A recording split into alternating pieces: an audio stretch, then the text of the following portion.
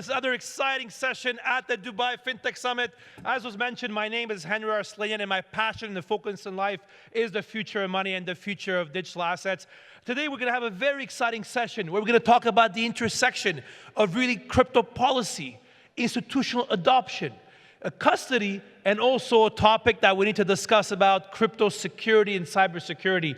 And my goal is to really empower you with the latest developments that we are seeing in the space. And hopefully, you can make your own decision on what their impact could be, not only on your business, but also on you personally as you start thinking about the future of finance and the future of digital assets. I can't promise you we're going to cover everything in the short minutes that I have, but I promise you it's going to be insightful, interesting, and most importantly, exciting. And to do this, because we have today with us the CEO of Fireblocks, Michael Shaulov. Michael, great to have you with us today in Dubai.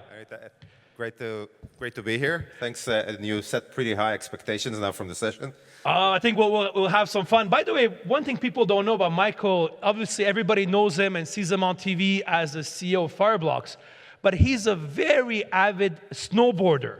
And when he's not running the company, he does heli ski in British Columbia in the mountains, jumping out of helicopters to go hit the slope. So Michael, we're happy you're with us in one piece today as well. Yeah, it's important. So Michael, before we talk about, I have many things I want to cover today. One of the big ones is, can you maybe for the benefit of our audience, explain in a few words, what is Fireblocks, but also how is it different from other custodians that we have in the market today? Yeah, that's an amazing question. So one thing that I will actually say about what we do that is slightly different is that we don't consider ourselves as a custodian, we consider ourselves as a custody technology provider. And there is a substantial difference in that nuance, because what we actually are running is a technology platform, a technology service that allows our clients to create secure institutional wallets at scale.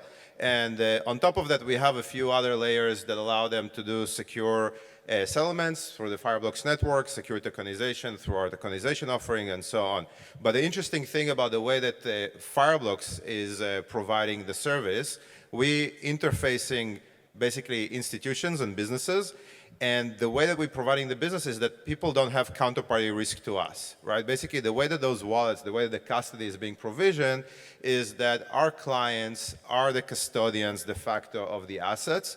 We are providing the technology, the ease of use, the ease of deployment, the cybersecurity backend. For that, we're running some of the key shares, but at the end of the day, Fireblocks does not control the transactions. It's the end client that eventually has the control, and therefore it actually changes a bit the way that counterparty risk is being assigned.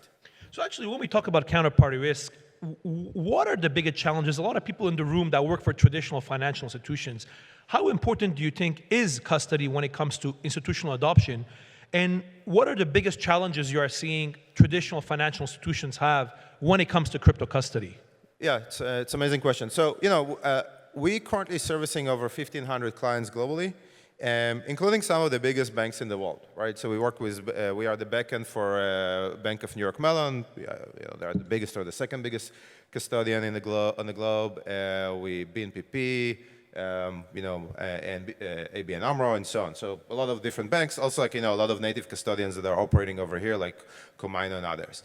The challenge I think that people don't appreciate that are coming from the traditional space is that at the end of the day, the question of how good you're doing custody for crypto is primarily a question of operational cybersecurity. Because what you're actually trying to do is you're trying to protect a private key, which is basically like a password, right, for the wallet.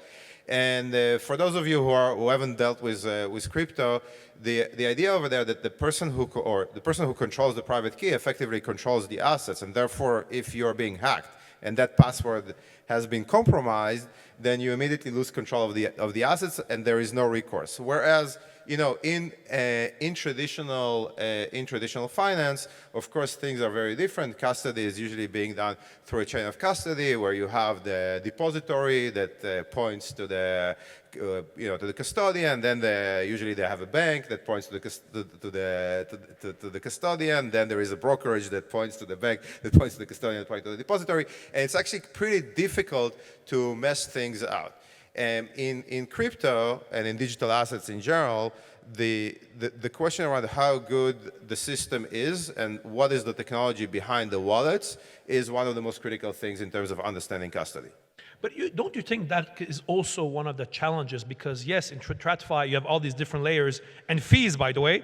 But in a way, there's this kind of the custody is outsourced, if you want, from that perspective, right? Yeah. I mean, when you look at the future of crypto custody, do you believe it'll be a world similar to TradFi, where it's completely outsourced, or it's going to be self-custody will play a big role because of the futures of crypto? Yeah, so to be honest, I think that in crypto, it's actually almost a theological debate of which of the models will prevail in the future. But interestingly enough, after what was happening in the last year, for those who were not following with the collapse of FTX and 3 Arrows and so on, the direction of travel is definitely self-custody, right? Because there is a saying in crypto which goes, not your keys, not your Bitcoin, or not your keys, not your crypto, which means that you shouldn't fully trust or outsource to third parties the control over the asset, right? And that's very different than the way that it's being done in TradFi. By the way, it's also now we're touching, I think, on one of the core topics that we want to discuss today. It's also very different in the way that regulatory schemes are currently being applied. Because currently, the regulatory regimes in crypto are usually being transferred or sometimes just not even transferred, just interpreted from the schemes that we have in TradFi. So for example, the concept of a qualified custodian, that is a term that was coined by the SEC in the 1930s, right? Before we had any computers. And that scheme definitely doesn't take into consideration that you can have very sophisticated self-custody schemes, and that's the direction of travel of the industry.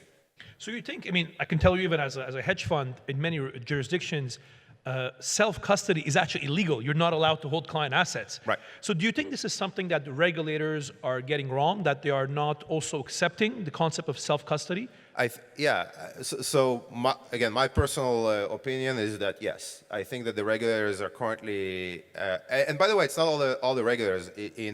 Primarily the concept of qualified custody is a U.S. term, okay, by the Security Exchange Commission, and in most jurisdictions, actually outside of the U.S., you don't actually have that requirement. There are certain aspects around how do you create segregation of duties and things like that are important, but generally speaking, the core issue of the regulators to understand all the possible schemes, right, that you can have in terms of how the keys are being deployed, how counterparty risk is being mitigated, but simultaneously how you can do customer fund protection, and how you can make sure that if the entire custody chain actually defaults, as a regulator, you could still basically recover assets from bankruptcy through those mechanisms of cryptographies. It's definitely something that is currently beyond the understanding of most regulators. It's interesting, actually. So when you look today, obviously you mentioned that that's potentially a flaw with the regulatory regimes we have right now in crypto. When you look today at the way the crypto industry is looking at security, for example, which is, I know, your expertise and your background, what do you think is the biggest mistake or flaw that the industry has right now when it comes to security as it relates to custody? So the biggest flaw is, to be honest, that there is mostly no regulation behind it.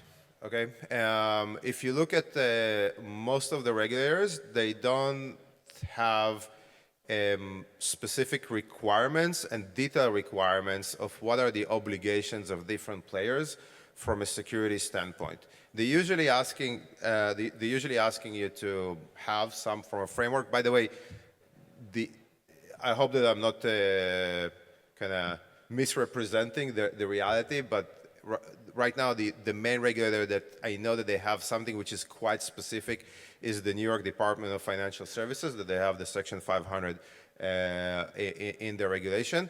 But generally speaking, most regulators, they don't have specific regulation that is related to crypto security, right? And crypto security is quite a new space, but the point is that even if you are taking cybersecurity regulations for financial institutions, even the most advanced ones, right, for TradFis, and you think that there will be sufficient to protect you from cyber attacks that are unfolding on crypto players, it's actually not going to be sufficient.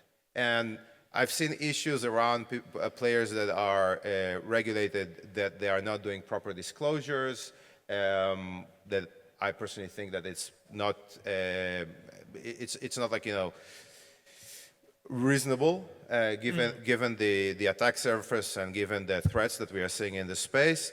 I've seen entities, or I've seen providers that are not standing in the standards that I think you should be withstanding in order to mitigate nation-state attacks. So just keep in mind that one of the interesting things in crypto is that it's one of the only financial industries that you actually see active attacks from nation-state players like North Korea.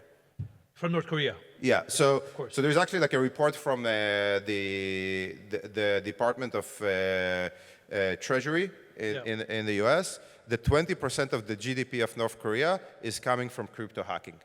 20% of GDP. That's incredible. I mean, because to be fair on that point, I mean, a lot of the hacking we have seen from North Korea, I think it's called the Pegasus group, I believe, in North Korea. Lazarus. Lazarus, I'm sorry, that's a different hacker group.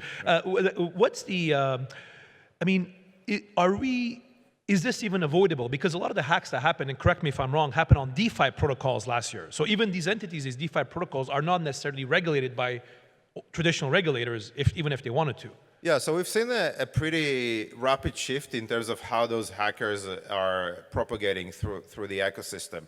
So if we go back into 2016, 17, up until I would say maybe 2020, most of the attacks, whether it's by the North Koreans or Eastern European groups, were actually concentrated on centralized exchanges. Yeah. So actually the reason why we started Fireblocks was because my team at my previous company was doing an investigation on a pretty significant hack that happened on 4 exchanges in South Korea that were breached. They stole $200 million worth of Bitcoin. What happened over the last couple of years is that most CeFi players started to adopt proper technology, proper custody technology, whether it's Fireblocks or qualified custodians or other providers that created a much higher level and much higher level of security around the wallets and the custody, which is great. And therefore, the hackers essentially shifted into the next weakest link, which is basically the DeFi protocols. And now the DeFi protocols are indeed, if I remember the statistics that we ran, about 70% of the funds that were stolen in the last 18 months were from DeFi protocols. Yeah. It's definitely, I think, if you're a hacker today and you're not targeting DeFi protocols, you're a bit of an idiot, Back in the day, it used to be centralized exchanges, now it's that. On that topic, actually, Michael, I mean, you've been in the security space in a while. What about quantum? I mean, obviously now we're talking about North Korea hacking DeFi protocols. Do you think the quantum risk is a real risk against some of the algorithms that we have today? The reality, it's being brought up a lot, but the reality is that there are already quantum-resistant algorithms. They are not being used because it's being perceived that the risk is far in the future. But what I think is going to happen is that when the risk will actually become material, you will see those quantum-resistant encryption schemes and signature schemes being implemented across the different blockchains. There is a lot of active research that is going into the space. Yeah, I don't know if it's 10 years ahead of us or 5 years or 30 years, right? There are different numbers that people are throwing, but I do believe that the solution will emerge as that risk will become material. I think crypto will be the least of our worries when that happens as well. Yeah, and by the way, a lot of people ask about crypto, but keep in mind that all of the communication that we have with banks, and generally speaking, the internet is a TLS communication, so which can be broken by a quantum computer, and that will be the least of the concerns. Exactly. North Korea as well will be the last of the concerns at a time. Yes. So actually, as we're running out of time, Michael, a couple of things. I want to ask you, we're in Dubai today. Yesterday on the stage, Brian Armstrong, the CEO of Coinbase, literally praised the UAE and said that the region is standing out in the development of a Web3 ecosystem in the blog that the company published. You're here in Dubai today. Like, I'd love to get your thoughts for the audience. What's your view on what Dubai, not only Dubai, but the UAE are doing on digital assets, and how you compare it to other jurisdictions around the world? Yeah, so first of all, I will second Brian. I do think that the UAE is definitely right now the most advanced regulatory framework, and I think that they're also quite open to have a dialogue to future-proof the regulations. I think, look, to be fair, I think there is still a lot of work that needs to be done in terms of harmonizing the different views between kind of the free zones, VARA, the central bank, right? There is still, and I know that there is work that is being done, but generally speaking, I think that the UAE is definitely the place to be right now, especially, probably I'm not the one that need to tell people read the news. The United States, it's not right now in a good place in terms of... Oh, really? We didn't know about that. in terms of regulation. And I think that what we're seeing right now is probably like, the UAE, Hong Kong, Singapore, Australia, Brazil, globally, and also like, Europe just passed MiCA. So the regulation globally is evolving.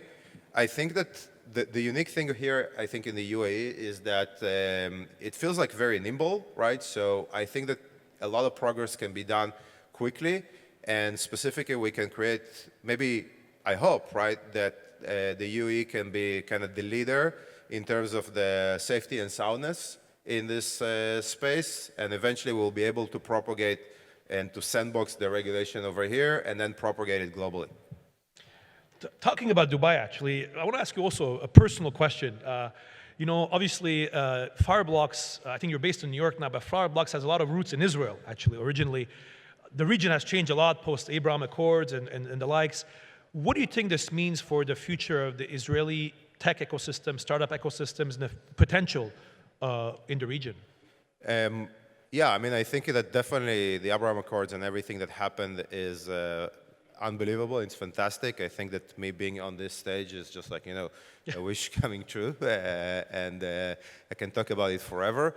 The reality is that I think the synergy between the tech ecosystem in Israel, which I don't know how much people are familiar, but it's basically the second concentration of venture capital investments and startups outside of the Silicon Valley. So everything that is happening over there, the fact that we are able to basically passport and in a 3-hour flight basically bring it over here, it's amazing. And I think there will be so much innovation that will be propagated through here. I think UAE is basically the springboard to disseminate that in the region, because of clearly like the Arab world is clearly, kind of, this is the most advanced country, right, in terms of propagating there. And I think that there is also a lot of interest to deploy more resources and to move resources from Israel to here. There are already a few fintech companies that have done it, and honestly, we're also exploring it to a certain extent. Very exciting. Michael, we have literally about a minute left. My famous bell is back with me. We're going to do a quick fire round of questions. I need 1 or 2 word answers, and the bell is here to keep us honest from that perspective. And I promise you, as an Armenian, I'm not going to ask you what hummus is better or any question like that. Let's kick it off. What do you do when you're not the CEO of Fireblocks? What's your favorite thing to do on weekends? To be with my kids. With your kids, here we go. What's your favorite thing to do in Dubai? Outside of meetings with investors and clients. Actually, I've never done anything else here in Dubai. What's the one thing you want people to discover about Israel? The people. What excites you the most about the future of crypto? On-chain identity and programmable compliance. Wow, programmable compliance. I think we could have a whole session on that topic as well. What industry would you be if you're not in the crypto or security business? Be a movie director. Movie director, man. People in crypto are so talented, it's always incredible. Favorite movie of all times? Favorite movie of all times? Pulp Fiction. Oh, here you go. If you can give one piece of advice on security to the people in the room, on personal security, on cybersecurity, what advice would you give them? Use 2FA. 2FA, two-factor authentication. Tomorrow morning, Gary Gensler invites you for lunch from the SEC commissioner. What would you tell him over lunch? Tell him that what's going on in the U.S. hurts U.S. competitiveness and their ability to maintain, to maintain the leading position in finance. Michael Shaulov, the CEO of Fireblocks, to finish up at Dubai FinTech Week. The last question, the traditional question, whoever comes on stage with me. Michael, if you could have lunch or dinner with one person, dead or alive, lunch or dinner with one person, dead or alive, who would it be? Churchill. Churchill, here we go. Ladies and gentlemen, thank you very much. A big hand of applause for Michael. Thank you very much and enjoy the rest of your day.